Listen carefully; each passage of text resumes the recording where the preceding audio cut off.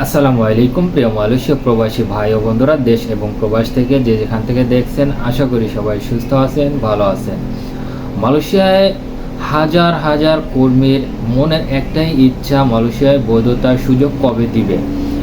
ইতিমধ্যে আপনারা দেখেছেন যে মালয়েশিয়ার অন্যতম একটা গণমাধ্যম বা নিউজ পোর্টাল হারিয়ান মেট্রো, এখানে একটা সংস্থা তারা একটা প্রতিবেদন বা সংবাদ সম্মেলন করেছে হারিয়ান মেট্রো এই নিউজ পোর্টালে।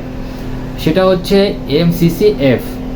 এখানে তারা কিছু কথা বলেছে বা মালয়েশিয়ায় যারা অবৈধ প্রবাসী ভাইরা রয়েছে এবং নতুন করে মালয়েশিয়ার সরকার যে প্রবেশ করাবে নতুন কর্মী, এ ব্যাপারে কিছু কথা বলেছে এই হারিয়ান মেট্রোতে MCCF একটা সংস্থা। এবং মালয়েশিয়াতে কবে নতুন করে বৈধতার সুযোগ দিবে বিস্তারিত রয়েছে ভিডিওটা খুবই গুরুত্বপূর্ণ হতে যাচ্ছে এবং প্রচুর পরিমাণে ভিডিওটা শেয়ার করে দেবেন যাতে অন্য এক প্রবাসী ভাই দেখে উপকৃত হতে পারে। এবং ইমিগ্রেশনের অপরিসি সম্পর্কে কিছুটা আলোচনা করব।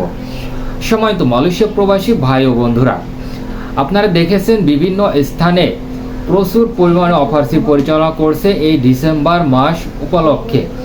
কি কারণে অনেকেই জিজ্ঞেস করেছেন ডিসেম্বর মাসে প্রচুর পরিমাণে অফারসি পরিচালনা করে। এটা হচ্ছে ইমিগ্রেশনের একটা মিশন।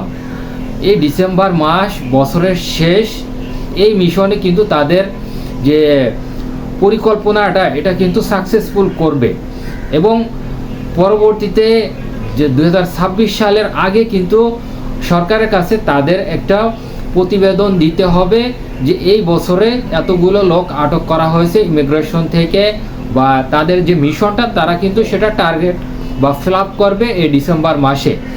আপনারা যে যেখানে আছেন খুবই সাবধানতা অবলম্বন করবেন।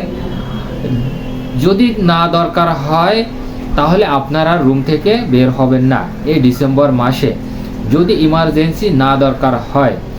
দ্বিতীয়ত যে বিষয়টি রয়েছে, হারিয়ান মেট্রো মালয়েশিয়ার অন্যতম একটা গণমাধ্যম। এই গণমাধ্যমে মালয়েশিয়ার একটা সংস্থা বা একটা কোম্পানি MCCF তারা একটা প্রতিবেদন বা একটা সংবাদ সম্মেলন করেছে মালয়েশিয়ায় যে অবৈধ প্রবাসী ভাইরা রয়েছে তাদের নিয়ে, এবং মালয়েশিয়ার সরকার নতুন করে যে কর্মী নিয়োগ দিতে চাচ্ছে মালয়েশিয়ায়। যে আপনারা জানেন যে কলিং ভিসায় ডিসেম্বর মাস থেকে যে অনুমোদনগুলো শুরু হয়েছে, এখানে কিন্তু মালয়েশিয়ায় নতুন করে কর্মী নিয়োগের একটা সুযোগ করে দিচ্ছে মালয়েশিয়ার সরকার। এখানে এই MCCF এই কোম্পানিটা তারা কিন্তু মালয়েশিয়ার সরকারকে অনুরোধ করেছে যে মালয়েশিয়ায় নতুন কর্মী না আনার জন্য।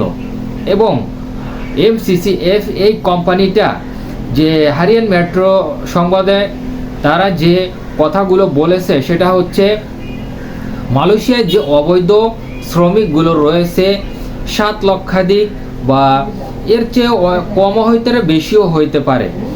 সেটা হচ্ছে যে এদেরকে বৈধতা দেওয়া। এবং এই সংবাদ সম্মেলনে তারা আরও বলেছে বা মালয়েশিয়ায় যে অবৈধ প্রবাসী ভাইরা রয়েছে এরা কোথা থেকে আসে বা কোন পথ থেকে মালয়েশিয়ায় অবৈধভাবে ঢোকে।